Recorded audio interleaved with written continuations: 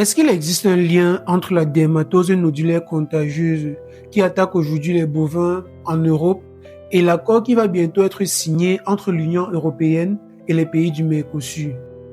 Depuis quelques jours déjà, les agriculteurs français, les paysans, sont en pleine grève et ils sont en train de réclamer quelque chose de particulier. Les rues de la France sont actuellement bondées par les tracteurs que les agriculteurs ont apportés de leur ferme pour pouvoir revendiquer quelque chose qui, a priori, semble être quelque chose de noble. Étant donné que je suis actuellement en France, je suis ingénieur en formation et ingénieur et agronome de profession actuellement. J'ai décidé donc de me pencher sur la question, et c'est beaucoup plus sur la question de la PAC, de la politique agricole que je veux me pencher. Alors, le 29 juin 2025, le 29 juin dernier, on a répertorié quelques cas de DNC, de dermatose nodulaire contagieuse en France, après quelques signalements en Italie. Bon, c'est une maladie virale qui s'attaque principalement aux bovins et qui cause de sérieux dégâts, bon, notamment la baisse de la production de lait, la baisse de la perte de poids et tout, et qui dans quelques cas peut souvent engendrer la mort de l'animal. Bon, c'est une maladie qui touche sévèrement les bovins. Bon, il faut noter que c'est une maladie qui se transmet par les insectes piqueurs ou bien par les paons. Bon, je vais écrire l'autographe. Et aussi, les humains ne transmettent pas cette maladie-là. Donc, c'est une maladie qui est en fait inoffensive pour le règne humain. Et dès lors que la maladie est apparue, plusieurs choix étaient entre les mains du ministère de l'Agriculture ou bien des responsables de la santé animale en France ou en Europe. Il y avait le choix soit de lancer une grande campagne de vaccination pour les bêtes, soit de lancer une grande campagne d'éradication des bêtes qui sont infectées.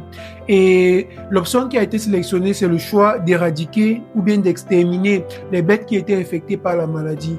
Et ça fait en sorte que si aujourd'hui, ta ferme est signalée comme une ferme infectée, si aujourd'hui tu as 1000 bœufs, tu as 1000 bovins dans ton cheptel et qu'un seul est malade, alors on va envoyer une équipe pour éradiquer l'ensemble des 1000 animaux qui sont dans ta ferme.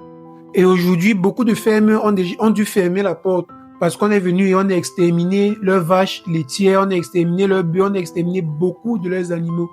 Et pour ceux qui font un peu de la production animale, ils peuvent comprendre ce que c'est que détruire 200 vaches, par exemple, dans une ferme. On sait que 200 vaches, c'est peut-être le fruit de plusieurs générations de travail, et pas seulement du travail manuel, mais du travail intellectuel, parce qu'il faut du temps pour parvenir à une sélection et une pureté de race, pour savoir que, bon, c'est cette race-ci que je veux perpétuer dans mon cheptel pour pouvoir avoir un meilleur rendement en lait, un meilleur rendement en chair, ainsi de suite. Et quand on décide de détruire ça, en fait, on détruit des années et des années de travail accompli. Alors bien évidemment, il y a plusieurs primes qui ont été déversées pour indemniser les fermes qui ont été infectées.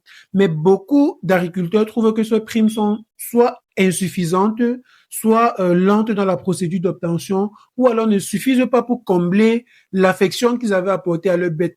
Vous savez, chez les Européens, ils accordent beaucoup d'amour et beaucoup d'affection aux animaux qu'ils élèvent, même si c'est du bétail qui est destiné à aller en boucherie et tout, ils accordent beaucoup d'attention à ces animaux-là.